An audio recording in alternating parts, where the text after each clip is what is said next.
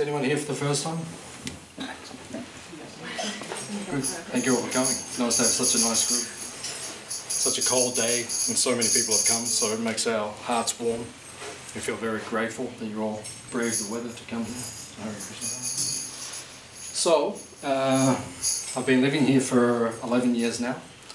When we originally brought this property about 30 years ago, it was to be a rural retreat for the Hare Krishna farm, for the Hare Krishna movement, and also a school. And this building we're in now was actually a school. And we ran this school for around about 7 years in the 90s. And we had many students here. Is Pushkar here? Oh, Pushkar down the back.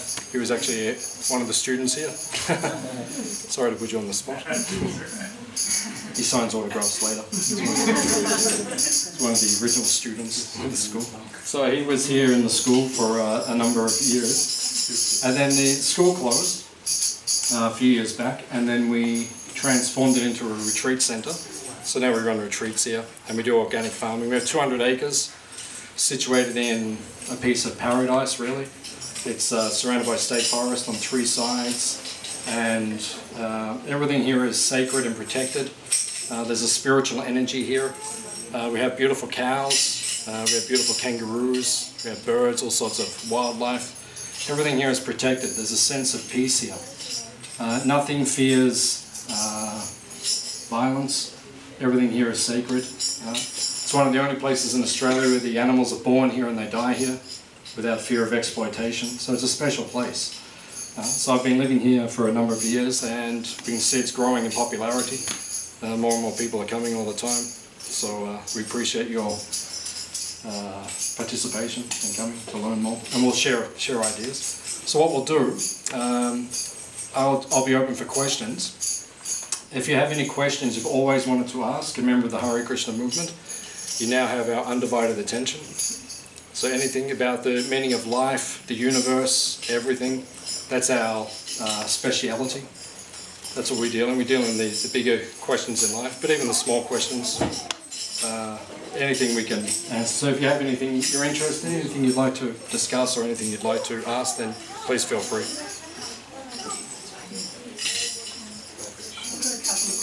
Yes, madam. I've got a book actually full, but I forgot to bring it. So lucky there are only 2 questions that I can remember. The first one is, if you do your Krishna chants, your mantra, all the time, it says that in the Bhagavad Gita that eventually you'll see Krishna before you. My question is, have you... Have I seen Krishna?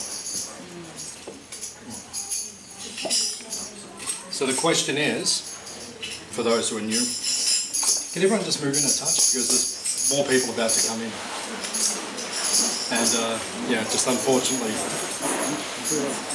the room's only so big. Thank you. There's more people coming as we speak. So. I thought it was going to be a quiet one because it was cold, but so many people came. So the question is, and it's a very good question, by the chanting that we were just doing, we're all engaged in our chanting. And through this process of chanting and meditation, the goal of the chanting is to see Krishna. It means to see God. That's why we do the chanting.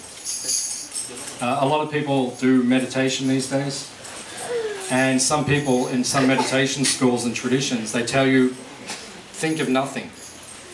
Just clear your mind of everything, which is actually impossible. We'll do it now. Okay. Just for 1 minute, everyone think of nothing.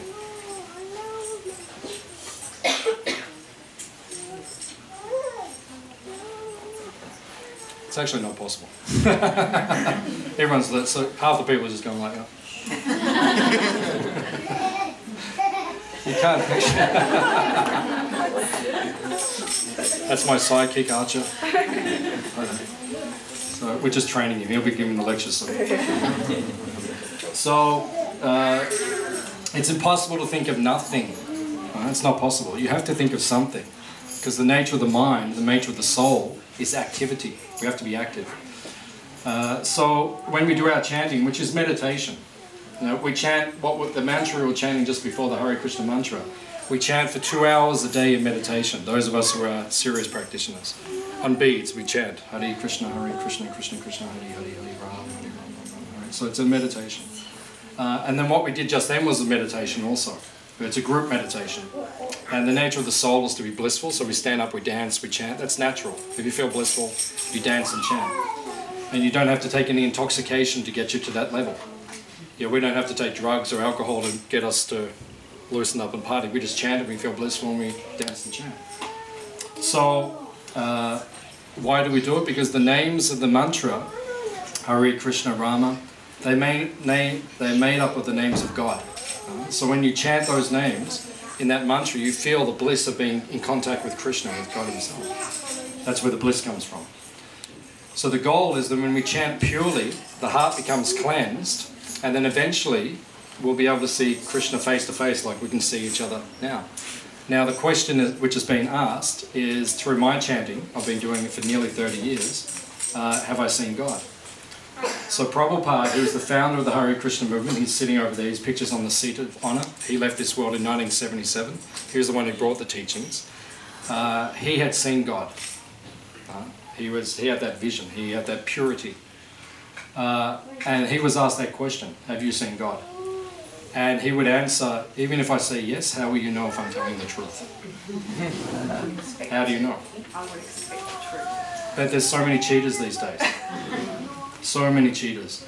1969, he brought the movement to America in 1969, Time Life magazine called their annual publication the Year of the Guru. Everyone came. Rajneesh came, Sai Baba came, Prabhupada came, everyone came from India. There's an influx of gurus. Most of them were and are cheaters, which has been exposed.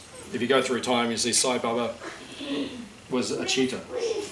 There's so many, just look on the internet. It's all there. But then, and Rajneesh, same thing. So much cheating was going on. Prabhupada had actual purity. But Prabhupada would never say, I have seen God. But it was obvious to us he had seen God. Actually, on a few occasions he did say. But it wasn't like he would publicly say, I have seen God. No. Because when you have seen God, seen Krishna, you will be humble. Genuinely. So you aren't going around saying, yes, I'm a guru. No, you don't have that mood or that persona. So, if I say yes, then I'd be lying. You'd be lying. I would be. Oh. I haven't seen Krishna. Not like this, not like face to face. I feel his presence very profoundly. And I meditate on him, I dedicate my life to him. But I have not seen him, not like in this world. But even if I said yes, you wouldn't know anything. I said, yes, I saw Krishna. Any other questions? How do you know? How do you know? That's the point. You have to become qualified first. That's the point. You have to become qualified first. And to be qualified means you have to understand the qualification of one who can and does see. So if you don't know yourself, then the question will not have relevance. So many, Sai Baba and so forth, his followers say he is an incarnation of God. He doesn't deny it. I mean, now he's gone, but he doesn't die. That's cheating. With his big afro and the whole thing. Oh, that's God. Yeah, of course. God has a big afro and bad breath, and obviously he's not God. So for someone to cheat, but many people believe that. It's not a cheap thing. It's like if you go to the shop and you want to buy diamonds. Diamonds cost quite a bit of money. If you want to buy cheap glass, that's easy. So most people just want the cheap thing. The gurus who say, oh yeah, I've seen God, I am God. You can beat God in 6 months for $5,000. Like that. So that's cheating. So the point is that it's not a cheap thing, it's not an easy thing. And I don't expect to see Krishna soon. Because, it's not easy to see God. If I was getting close, if I was actually getting close, I wouldn't tell you anyway. And if I can honestly say I'm not that close. You know, I don't cheapen it.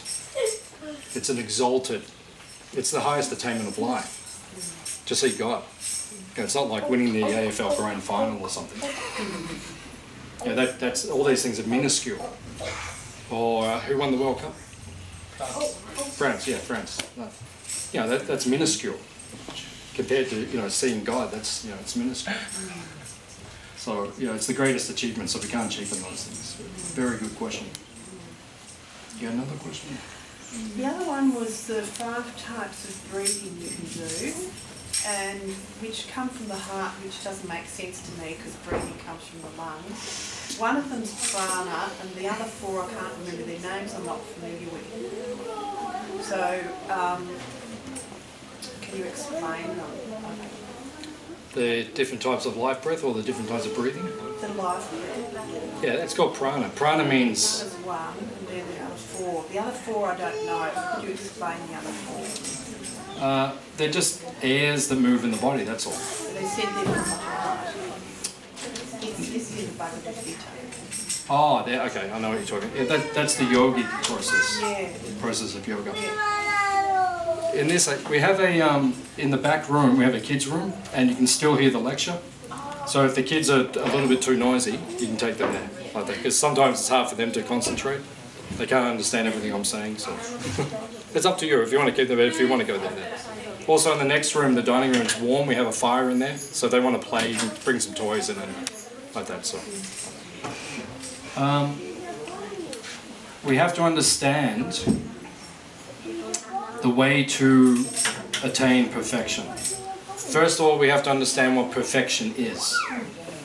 So if I ask everyone in the room, what is perfection? What is your perfection? What is the highest goal of your life? Anyone? Bueller? Anyone? Rise above the ego mind. To rise above the ego mind? That's nice. That's a nice goal. What's your goal? What's your ultimate goal? Ultimate. I'm not, you know, I'm talking about the deepest part of your soul, madam. For me, it's a moment in time. It's absolutely the best, and then it's gone. It's a blissful, it's a glimpse.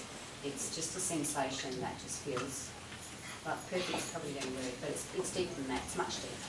Yeah. Okay. So a perfect moment of existence. Okay. Nice. Okay. So what's your ultimate goal?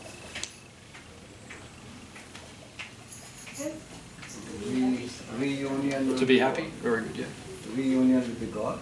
Reunite with God. Yeah. Okay. Yeah. So according to the Vedic texts, according to the ancient teachings of India, like the Bhagavad Gita, these ancient teachings, the ultimate goal of life is to recommune with the Supreme Entity, with Krishna, with God. Now that's called Bhakti Yoga. Yoga literally means union, to reunite with Krishna, with God. And we do that through the process of bhakti. Bhakti means love and devotion. Love is the center of existence. Everything operates on love. Well, unfortunately in the world these days it doesn't, but it should. That's the strongest principle in existence. So when you direct that love back to this original entity, to Krishna himself, then you feel that ultimate peace and happiness. And that peace and happiness will last eternally. It won't last just for a moment, as our friend mentioned, just to get a moment of perfection. We can experience an eternity of perfection, not just a moment. That's possible if we become perfect in our consciousness. So in the part of the Bhagavad Gita where it speaks about the 5 life airs, that particular portion of the Gita is speaking about the yoga process. That's right. Yeah. But that is not the process of perfection, how to attain the ultimate realization in this day and age. That's for thousands of years ago, when people could do yoga for, you know, and actually get the goal of it. These days yoga just means postures. Yeah, you go to a class, you do some postures, you know, they turn on a hot heater and everyone does postures and stuff like that, and that's yoga. That's not yoga actually. Yoga has 8 limbs: yama, niyama, asana, pranayama, pratyahara, dhyana, dharana, and samadhi. So these are the 8 levels of yoga practice. These days we do the first, actually we do number 3 and 4. You have to do 1 and 2, they don't even do 1 and 2 anymore. So the actual process of yoga, or how to reunite and understand Krishna, God, in the ultimate sense in this day and age, in this time, is actually what we're doing just before, the chanting. As simple as it may sound, that is the process of perfection in this age. So just by doing that chanting, one can fully feel Krishna's presence. He's there in the mantra, and one can become purified and actually realize him and see him face to face. So those life airs which are coming, that's about the body. The Bhagavad Gita, the principal teaching of the Bhagavad Gita is you're not the body, you are the soul. So what that portion is just speaking about the body. There's 5 airs that just move the body, that's all. It's like, I can move, that's because of air. If the air stopped working, I become like paralyzed or something like that. Or your digestion stops, or your heart stops beating, or different things. The blood stops flowing where it should flow. It's because the airs are not operating properly. So, yeah. That portion of the Gita is not so important in the overall context of the Gita. Any other questions? Yes, madam. Belief in Krishna is a very ancient belief, is that right? Yeah. I mean, that I don't know much about it, but it's like thousands of years. Yeah. Is Krishna just one God, or is he he's the top dog as far as, I mean, I don't know. Top dog. But I mean, he's the... Be really careful what you say. Lightning and stuff happens. It's like, top dog. I know what you mean. It's a very ancient... I know what you mean. And yet it's a modern... It's only been, it came to the West 50 years ago. Yeah. Krishna only came to us in the 70s or 60s. 60s, in the West, yeah. It's been practiced in India for thousands of years. Oh, I see what you mean, okay. Yeah.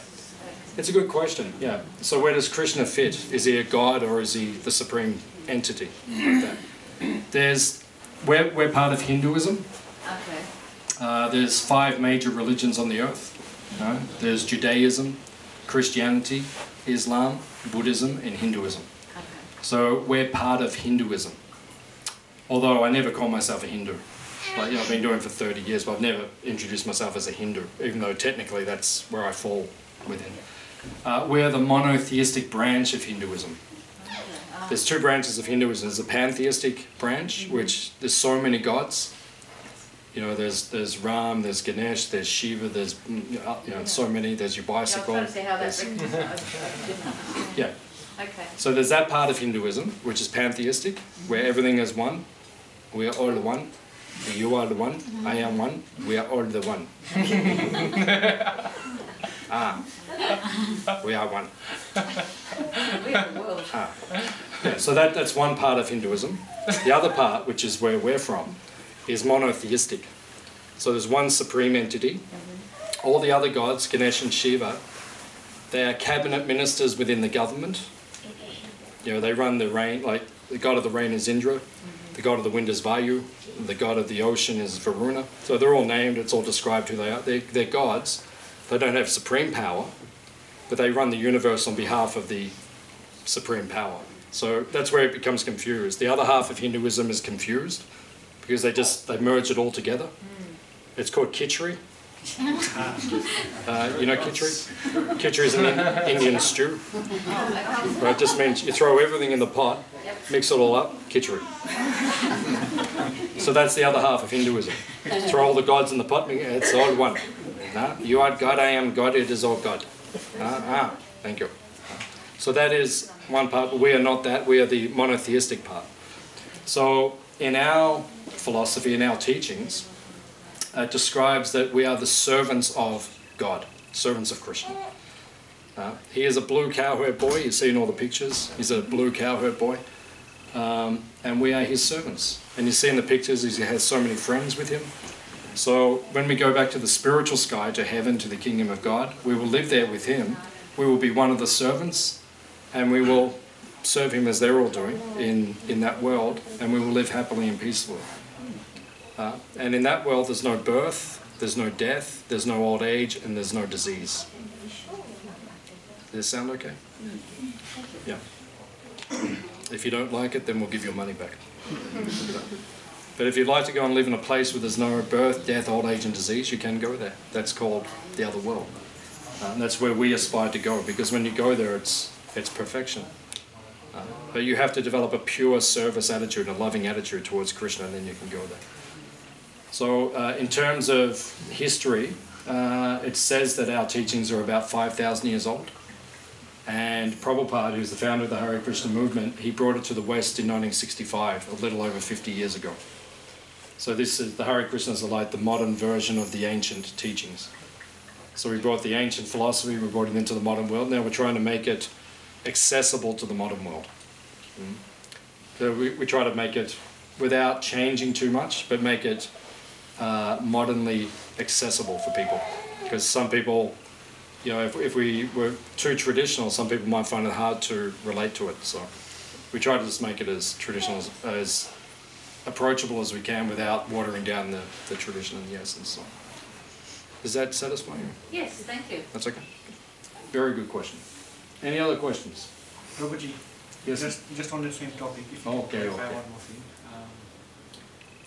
In the Maha Mantra, we talk about, or we say, Hare Krishna, Hare Krishna, Krishna Krishna, Hare Hare Ram, Hare Ram, Ram Ram, Hare Hare.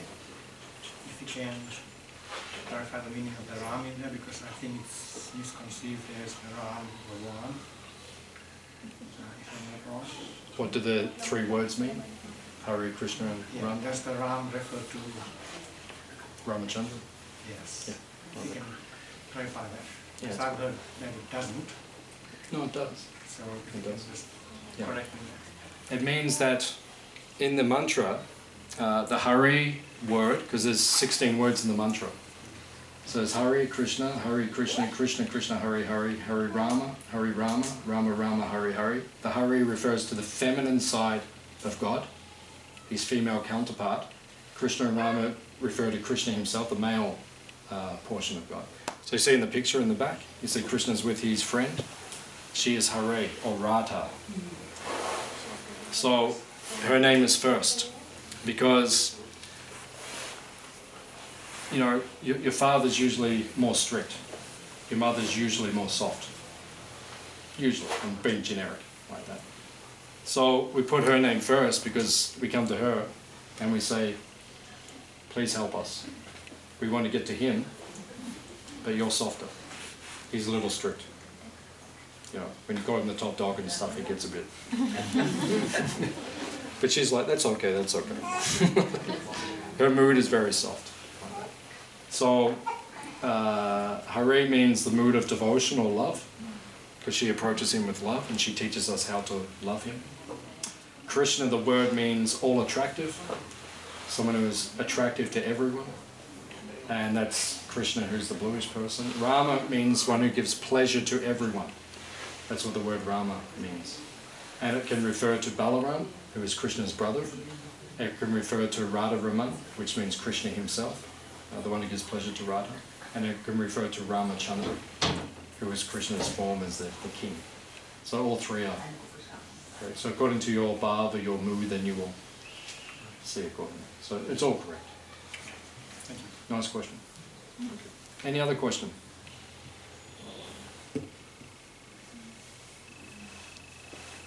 And I think in India, it used to be called Hare Rama, Ram Ram, Hare Hare. Hare Krishna, Krishna Krishna, Hare Hare. So I think Prabhupada said, if we can use Hare Krishna, you can use everywhere, wherever you go, where you live, there is no such, is that? I think. It was actually Lord Chaitanya who changed it 500 years ago. Yeah, it was actually the opposite way around. Mm-hmm. But in India, sometimes there's a strict caste system. And in India, they say certain people are not allowed to chant the mantra because they're not pure enough. So Lord Chaitanya reversed it, and he said, okay, everyone can have it. It's free. So we just changed it around. Well, I didn't change it around, but 500 years ago it was changed around. And now everyone can chant it. Huh?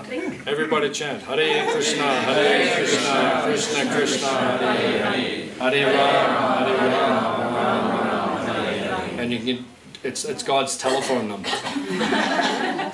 Actually, I'm serious. It's direct line.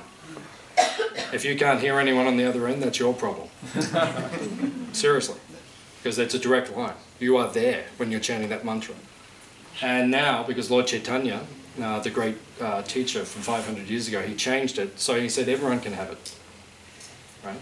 Because before, some people in India were saying, oh, you're not pure. None of us are pure. None of us are pure. That means no one could chant it. And all the people who say they're pure, they're actually the most impure. So that's why it was changed. So, very nice point. Thank you, sir. Any other questions? Yes, madam. Maybe you could think it as a silly question, like, how did you inspire by Krishna? Like me personally? Like in my childhood, like from my childhood, I'm Hindu. So my parents were fed into my mind that these are our gods. We have to believe in. And these are our powers. Like when you're doing something, just feel that God is in your beside and He will help you. These are all things fed in our mind from childhood, and they taught us that, like, you have to follow Hinduism, like we are Hindus, you have to do this, you have to do some God and all these things. So at what age you inspired by Krishna, and how did you inspire, and how your guru taught all these things to you about Krishna? Yeah, very nice question. Very nice question.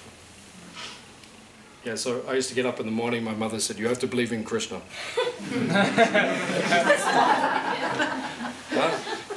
Chant the mantra, believe in Krishna. You said it was a silly question, so I'm giving a silly answer. Wasn't actually like that. I always believed in God since I can remember. My mother and father were not actually very religious. My mother was actually an atheist when I was growing up. She now believes in God. But when she was growing up, you'd ask, she said, no, there's no God. My father believed in God, but he would never go to a church or anything. You know, there's no religion in the family. But something in me, from when I was like a little boy, I remember going to Diamond Creek East. My good friend here, also from Diamond Creek East.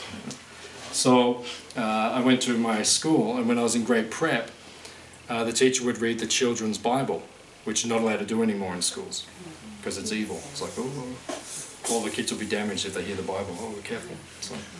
So we used to hear the Bible, in the kids' Bible, like, you know, stories and things like that. And I went home and I said to my parents, buy me a Bible. Not a Bible, a kid's Bible. And they didn't even believe in God, and they brought it and they used to read it to me every night. You know, kids' Bible stories. It was just there, and me, it was just always there. So obviously we believe in reincarnation. So I would imagine, I don't know who I was in my last life. You know, whenever you go to get a past life reading, they tell you you're someone famous. So I must have been someone really famous, like, but I don't remember who it was. So in my last life, I must have been into Krishna, into God, because it was just always there. And even when I was little, I just remember praying. When I was 5 years, well, thank you, you know, protect my dog, Scotty, and protect, you know, Mum, and protect Dad, and, you know, if you want to give me a BMX, that's cool, and stuff like that. So that's how I grew up. It was there. And then I used to go to Sunday school. There's some kids down the road who were into religion, so I used to get up in the morning, my parents would sleep in, I'd go down, go with them, jump in the car, go to Sunday school and learn about things. And then when I got to about 15, you know, I kept going to the Sunday school and that kind of stuff, and the youth club at the church there, but then I got to a point where they couldn't answer my questions anymore. I said to them, what about reincarnation? The priest said, oh, that's not true. And I said, dude, really? You can't work that out? That's pretty obvious. And then I said, so, you know, what about eternal damnation? You know, you're really bad and God sends you to hell forever. You know, that's obviously not true. There is no hell, like, in terms of like an eternal place, you know, the guy who's got horns and, you know, fire and stuff, that doesn't exist. Hell's on this earth. It is, seriously. Like, I've been to Africa, I've been to play, I've seen people living in hell. Even India, I go to India all the time, I've seen it. You know, when people are suffering, that's hell. It doesn't last forever, that's the point. So when they couldn't answer these questions, then I said, okay, thank you. So then I started reading all the Eastern books. So I read Buddhism, Baha'i, all the different things, and then eventually I got the teachings of Krishna, the Hare Krishna teachings. And then when I read them, because I believed in God, but I couldn't tell you who he was. What does he look like? What's his name? What does he do? Right? These are important things. So when I started reading the Hare Krishna books, like, oh, his name's Krishna. He's a blue cowherd boy. He likes to have picnics on the bank of the Jamuna, bank of the river. In the spiritual, he looks after cows. You can go and live with him forever. Does it sound pretty cool? Doesn't sound cool? So I'll do whatever you want then. Sounds cool to me. Like, you know, if I can go back and, you know, I mean, look at the pictures. He's with cows, having picnics. Like, yeah, I'll do it.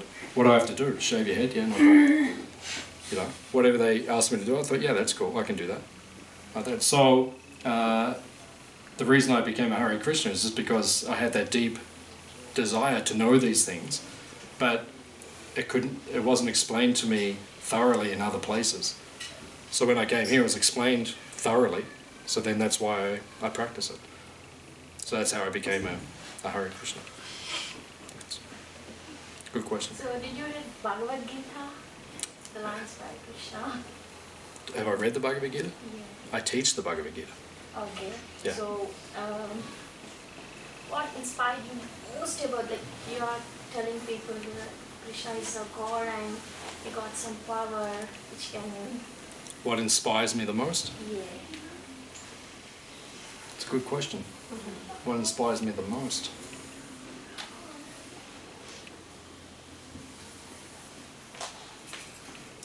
To be honest, it may be a little bit above or beyond some people here, but it's actually the holy places in India themselves that inspires me the most.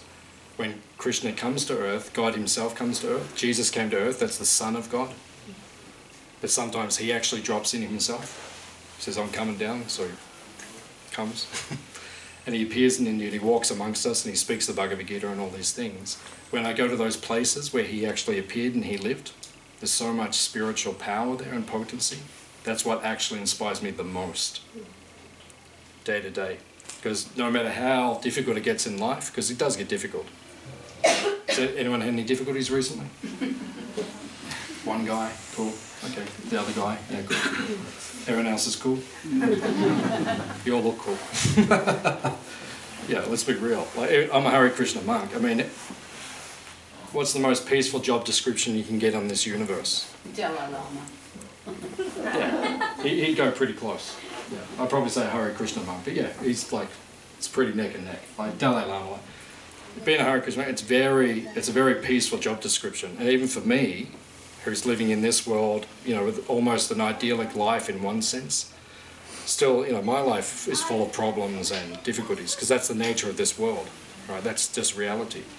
But every day when I'm facing those problems, then when I meditate on those holy, powerful places in India, it gives me the inspiration. I think it's only 3 more months I'm going to be there again.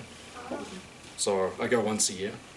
So the other 11 months I make a deal with Krishna. I just say, you know, throw whatever you want at me as long as you let me go once a year. Okay, because I can go there, I can get refreshed, I can get revitalized, and I can come back here and I can deal with crazy land and help all the people. That's why we're here, to help the people. Because they come and they say, I've got this problem, I've got that problem, and we have to help them. Like that. So that's why, you know, I need that time out once a year to get that regeneration. So that would be my that's a very good question. Anything else you want to? One more question. Okay. This will be the last question. So as do you promise? there are two Right, because Indian people are tricky. Do you promise or not? Okay. Yeah, there are two Sai Babas in India actually. 2 suburbs, okay. Yeah, like Shirdi Sai Baba, maybe Yeah. in 1800s. Yeah. Yeah, and the Puttapati Sai Baba is 1900s. Yeah, Yeah, 90s. the modern one. In 80s, yeah. Yeah. So whom you're talking about? Like Puttapati Sai Baba is not a god. He's cheating people. I know that, as per my knowledge. The recent one? Sorry. Are you talking about the recent one? Yeah, the recent one. Yeah, that's the one I was talking about. Okay. The other one I'm I talking about the Shirdi Sai Baba. Yeah, the other one I actually don't know very much about, so I can't comment. But if he says he's God, then I would question that very carefully. I don't know what he said because I actually don't know who it is you're referring to. He himself never said that he's a god. Shirdi Sai Baba. Okay. Never said that Okay. he's a god, but he did some miracles like It's a magics miracle. and all these tricks, and Yeah, that's cool. people believe that he's doing some magic in our life, and if they got any health problems, family problems, they will go to him. I read the book. That's the old one you're talking about? Yeah, the old one. There's so many people in India who can do that. So many people in India have those powers, they can heal you. Even to this day, there's young girls in India who have those powers, they can actually heal you. Do you believe that they Do I believe got it? the powers? Yeah, I do believe it. Yeah, I do believe it. I've never met one. I haven't got any problems that I need to go and see them about. If I get a sore back, I will go and visit them. But yeah, of course those powers exist. That's not a big deal. The question always gets in my mind is, if they got really that powers, many people got health problems in India, like whether it's polio or physically handicapped. Why don't they solve it? As per my knowledge, I don't believe that a normal person has that power. So I don't know what your question is. What's your question? I mean, you said that in India, Yeah. some people have that healing power. Yeah. So I don't believe it actually. That's okay. They have Whether the we believe it or healing not power. believe it. No. If they have the healing power, they can Yeah. heal someone and treat people who got some health issues or financial, not even financial issues, completely different, but health issues. They can solve your bank account problem. Yeah. Give me their number and I'll go. That's the one I want. I want that guru who can solve my bank account problems. The main point we have to understand, which is the main point, regardless of whether we believe people can heal or not heal, that's really not that important. The main thing is this world is a place of suffering. Does anyone disagrees with me? No one's put their hand up. Cool. Okay, that's good. Something you always have someone in the audience who's like, yeah. That's like. So, this world is a place of suffering. The other world in the Bhagavad Gita is called Para-Prakriti. Para-Prakriti means superior place. It's called Apara-Prakriti, which means inferior place. Suffering here cannot be avoided. That's the point we have to understand. Whether someone can, heal you or do all those things, that's not that important. Because maybe they'll heal you, but then you've got the problem, tomorrow you've got a different problem, so it's not really a big deal. If they can heal, yeah, awesome. That's fantastic, but it's not really, it doesn't solve the main issue. The main issue is that we're away from Krishna, we're in a place where we shouldn't even be, which is this world, and we're stuck here, and unless we develop love and devotion, we can't go back. So that'll clear all the problems. We're not worried about just, temporary health benefits or some financial benefits. That's not the main thing. That's not the main thing. Is that okay? Any more questions? No. Promise? I'm ready to ask, but You can ask. No, you can ask. You can ask. No, that should be fine. We'll share it around, and if there's no questions, we'll come back. Could you tell me why is the cow a sacred animal Yeah, very good question. and other animals aren't? Yeah, it's a very good question. Yeah. All animals are sacred. All life is sacred. Yeah. The cow is special. Why? God himself has chosen them to be special, and he has invested them with certain potency to make them special. And they have a very powerful energy about them. After the feast, we'll speak a little bit longer, and then we'll have a nice vegetarian feast, which you're all welcome to join in on. And then after that, for those who are interested, we'll go and visit our cows, which are on the other side. This is one of the only places in Australia where the cows are born and they die without fear of suffering. So they're very special, these particular cows which we have here. They all have names and personalities, and they kind of run the place. So they live here, they're very special. And they are invested with a special potency. And Potency for what? I don't understand what you mean by potency. I'm getting to it. Yeah. Oh, okay. Yeah, I'm getting to it. It means that in Sanskrit we call it dharma. Dharma means the essence of something, or something which is pure. And they have a purity within them which is almost like a spiritual energy, a very subtle energy. And wherever they are looked after and wherever they are cared for, they will bless humanity. And you see where they are exploited, and Australia is the second biggest exploiter in the world of cows, behind, ironically, India, which is the biggest killer of cows on the planet. However, the current Prime Minister Modi is actually putting a lot of restrictions on cow slaughter, which is good. Australia kills a lot of cows, so you can't have a peaceful society if you're not looking after everyone, but especially the cows. Because they're invested with this special spiritual energy, and they actually heal humanity. Their products, everything which comes from the cow, has a powerful nutritional benefit for humanity. When we're born, each one of us, everyone in this room, we lived on one food, right? Milk. And then it got to a point when our mothers said, okay, that's enough, like, relax a bit, and then the cow takes over.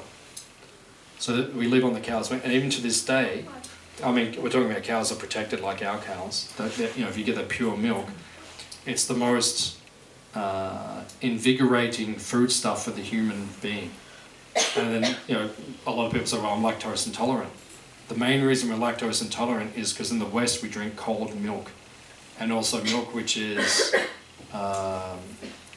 has been tampered with too much. Whereas if you take the pure milk, and in India there's no such thing really as cold milk, it's always garam dut, which means hot milk. When you drink it, it ingests into the body. Very hard to ingest cold milk at 4 degrees, but if you take warm milk, it ingests into the body and actually nourishes the brain, and it nourishes the entire vitality of the system. And all the other products which come from the cow have a similar potency. Even their urine, which may sound strange to many people, their urine has medicinal qualities, for example, for the liver.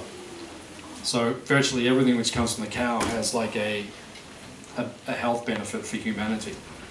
And just being around them, and I think many people can attest to this, especially those who live here and those who visit regularly, being around them, it just makes you peaceful and calm. And I see some people, they're quite, you know, mind is not peaceful, and they go and spend some time with the cows, they come back and they have that kind of energy about them. So they do have a special energy. So that's why they're called holy cow or sacred cow or something like that. Is that satisfying? Is that answer? Yeah. That's basically. There's more we could say. There's lots of things we could say. We could speak for hours about cows, but. I've got a question. You said before that you basically need to cut the hair short. Sorry, what's the purpose of that? Why do male need to cut their hair short while female don't?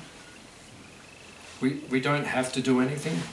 No, like no one. Didn't you say just before when you explained to come to Krishna, I just cut my hair short. So I don't understand it. Yeah, it's voluntary though. Like there's no regulation you have to do it. I prefer to do it because, you know, more or less I'm a monk. More or less I'm a spirit. I actually lived as a monk for 8 years.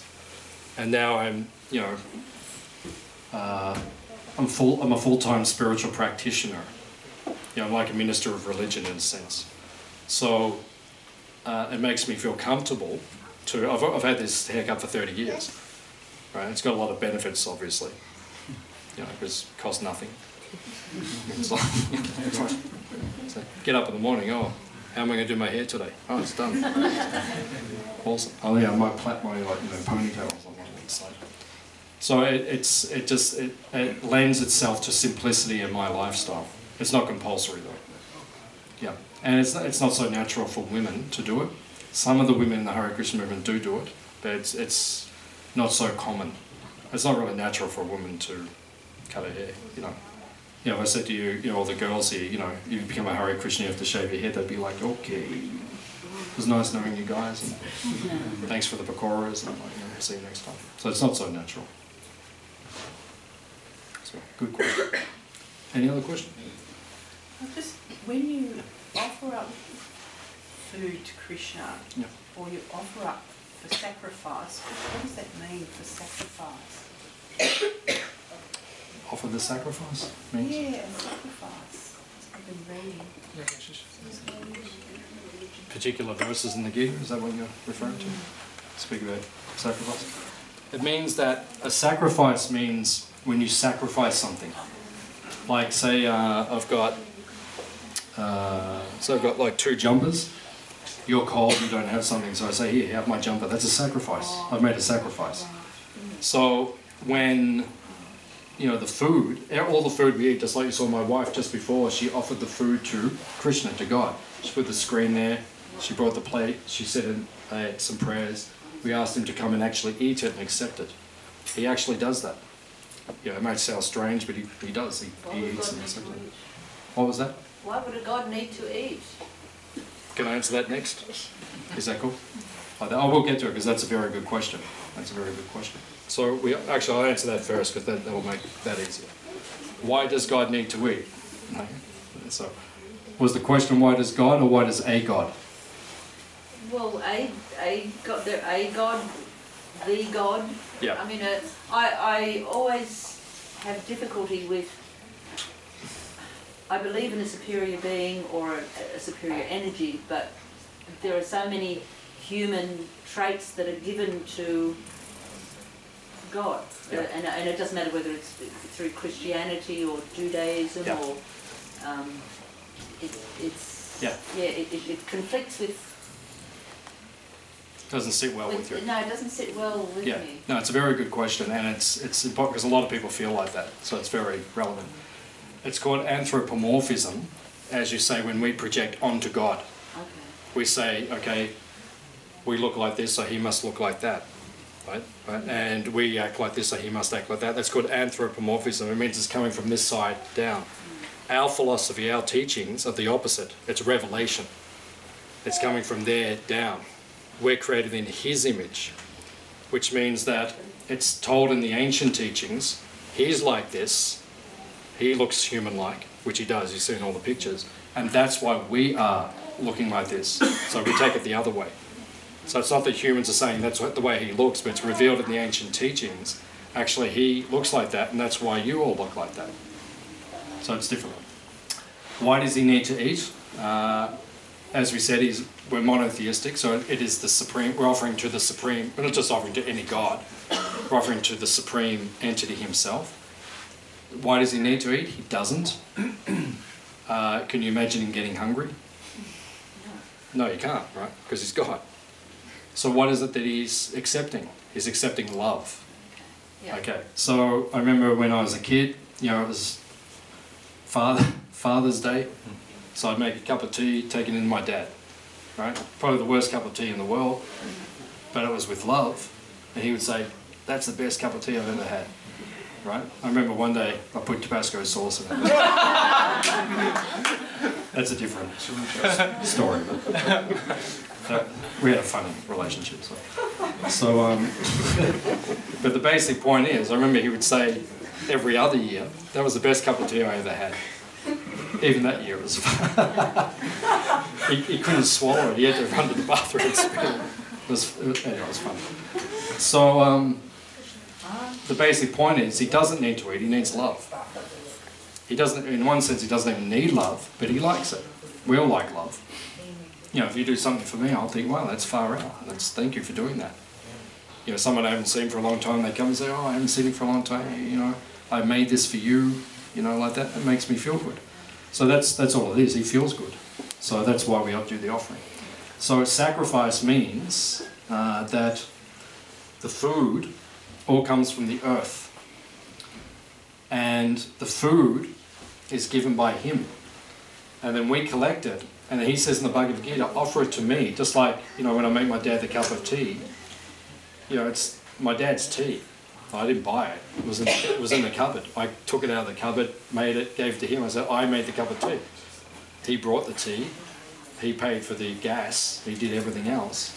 You know, the cups are his. You know, all I did was the love. That's all I did. So the sacrifice is that everything which is grown on the earth, we offer it back to Krishna and we just say thank you. In Christianity, they say, thank you, my Father, for giving us our daily bread. Right? We offer the bread back to him. We cook it, we actually offer it to him, put it there and make a plate. We ask him, please offer it. He does come and he does eat it. It may sound strange, but he actually eats it. And then he tastes it. And then it becomes spiritually purified. And then we call that in Sanskrit prasadam. And then when you eat it, you become purified in your consciousness. And that's one of the secrets to the Hare Krishna movement. And people have been asking us for years, what do you put in the food? You know, what's in the food? It's like something you put in the food and it makes you all go like Hare Krishna, and we start, I can't stop chanting this mantra. It's love. That's all we put in the food. We cook it, we offer it to God, it becomes blessed, and when you eat it, it purifies you. And it's something, it's called food yoga. It actually is, it's food yoga. And it makes you purified, and like that. And it's also, just happens to be the best food. Yeah, it is. I've never tasted anything like Hare Krishna food. It's like the best. I take people to India every year. I do a tour of India. It's like a gourmet tour of India.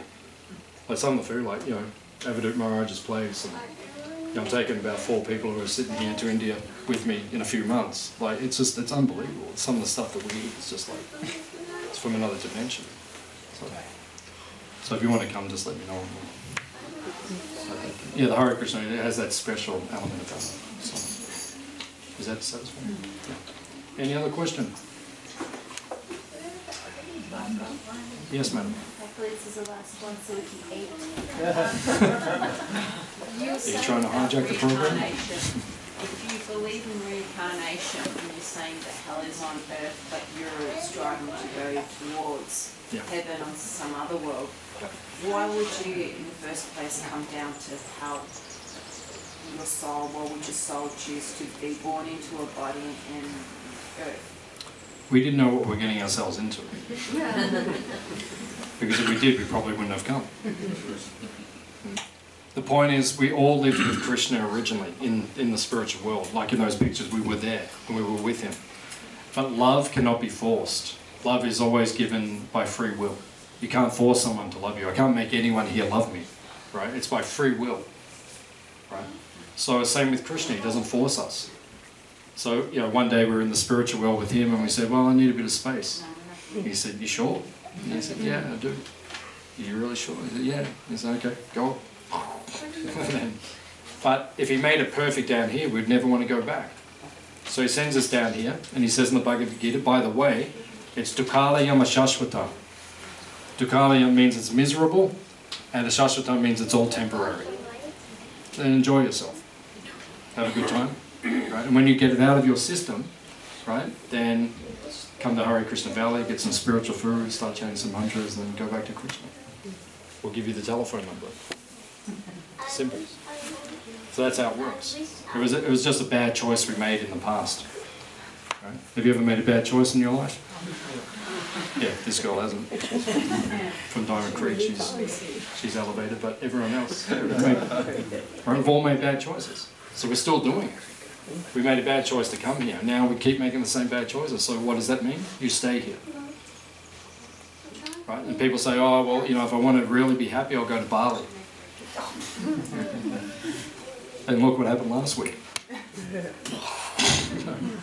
7.0 Richter scale. You know, I had a friend there. I saw her post on Facebook. She said she was riding her bike down the street and then all the windows started falling out of the shops. So she just rode straight to the beach.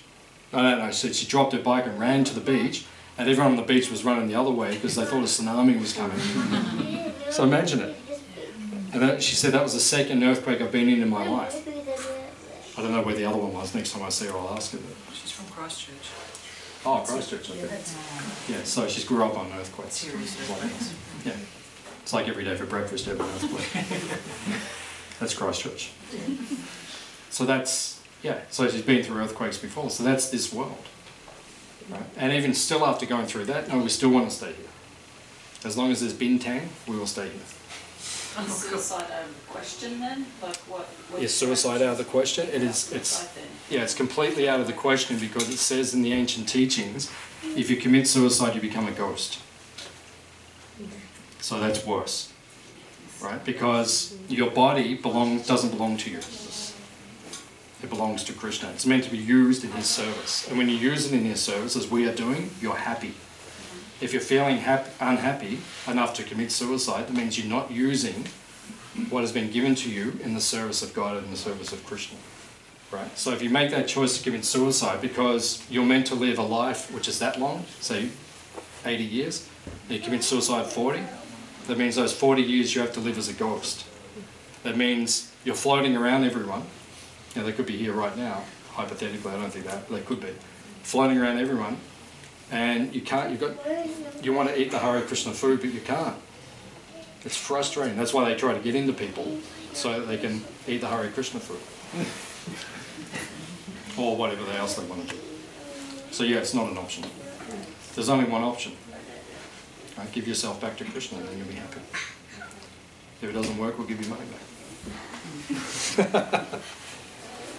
If I say after the 40 years, Yes, madam. for example, Yeah. you're floating around for 40 years, Yeah. then what? Then you get born again. The reincarnation. Yeah. Part 2. And again, and again, and again. Yeah. You get it right. I'm a born again. And again, and again, and again. So it's your choice. Because we have free will, that's the point. Free will means you always have a choice. I can choose how to live my life. No one's forcing me to live in a particular way. I choose how to live my life. Right? So if you want to go back to Krishna, the formula's there. It's all written down. It's actually not that hard. It's pretty much what we did in the last 2 hours. You just chant, you talk a little bit about spiritual stuff, and you eat really good Hare Krishna food. Oh my God, but I can't do it. It's so difficult. Oh, it's like, is it really true? You know, do they put drugs in the food? You know, do they want all your money? Like, you know, we're just so conditioned to be negative and to ask so many and always doubt everything. That's the real problem with this age. Everyone just doubts everything. And because there are so many problems in the world, it's natural. Every time you turn on the news, there's some religion being tried for what they have done wrong. And then the guys who are actually doing stuff right, it makes it twice as difficult for us because everyone's going, oh, is it really true? Are you really doing it for the right reasons? Like, you know, it makes it difficult. So sooner or later you have to cross the obstacles and actually live life for what it's meant for. And you'll be happy. And if it doesn't work, like, we'll give all your money back. Like, we really don't care. And if it does work, awesome, because then we've got more people to hang out with. So, you know, it's good for us. You know, people become Hare Krishnas and start to follow these teachings. It works well for us because, you know, I mean, I don't get anything out of it as someone else gets into it, personally, except I get another friend. So it's cool. Yes, madam. Question. Do you swear to God? Sorry, Krishna. So, Krishna's different. Is your goal not to be reincarnated ever? Like, you want to go to that world and stay there forever? Yeah, is of course. Your goal? Yeah. Everything's So no more reincarnations for you? I would like that to happen. Okay. That's my goal, yeah, it's my goal. I would like it to happen. If I become qualified enough, I have to earn the right. It's not a free passage. Not just because I've got the haircut and everything, I'm going straight back to Krishna. You know, I have to work at it. I have to become pure, which I'm working on. So I hope that I've got enough purity at the end, when I breathe my last breath. I hope I can say, you know, Krishna, I hope that was good enough. I've got a feeling he'll be supportive. That's his job description. You did say you were supportive. So I'm kind of hoping that's all going to work. Well, me too. Yeah. I hope Thanks, madam. soon. Yeah. Because, you know, I mean, what's the alternative? You stay here with birth, death, old age, and disease, or go there where those things aren't. Everything's free up there. There's no tax. You don't pay rent. There's no bintang. No hangovers. You don't have bad breath. Not too many questions. Yeah, all the people ask all the questions all the time. I can finally have a break when I get there. My whole life's just questions, like, oh.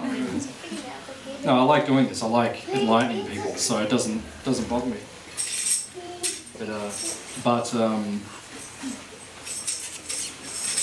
Yeah, but it's obviously better up there. So, you know, we'll try to get there, and hopefully we do get there. Hopefully we can all go there, we can all hang out. So, any other question? When can we eat? Yes. When can we? It's all ready, so don't be an anxiety, it's all ready. So any other question? Yeah. Okay, very good. The questions were very good. I feel honoured to have all of you here. questions were very enlightening and very satisfying. I've got a nice magazine here, which is free. I've got a pile here. It tells you a lot about the Hare Krishna movement, so if you want to learn more, come and get a magazine, you can take it with you and you can learn more. We have a bookshop behind us, and the shop's got lots of things in it, but it's got really good Hare Krishna books. So if you'd like to know more about the Hare Krishna movement, just go there and we can give you some of our books. It costs us a lot of money to put this on once a month, so if you don't mind giving a donation, you can just put a donation in the donation box there. We have on our website, we have some retreats coming up. We run a lot of retreats here. We just finished one a couple of hours ago before you all came. So if you're interested to come here and learn more, then just look at our website, it'll tell you when our retreats are on and so forth. So we'll just get the food, the Hare Krishna food from the kitchen, so maybe if a few people can help, just bring their food across. The rest of us will just go that way, and then we'll go into the room, which is next door, and then we'll eat there. There are a lot of people here today. Don't know if everyone will fit in the room, so we may have to go to different places as well. Unfortunately, it's really warm in there and it's a little colder outside, so I'm not sure I'd like to accommodate everyone warmly. It's warm in here, so you can eat in here also, but please just be very careful about spilling or eating anything. Okay. Maybe no kids eating in here if that's okay, but if the adults, if you promise you don't spill anything on my couch. Okay, Hare Krishna, thank you for coming.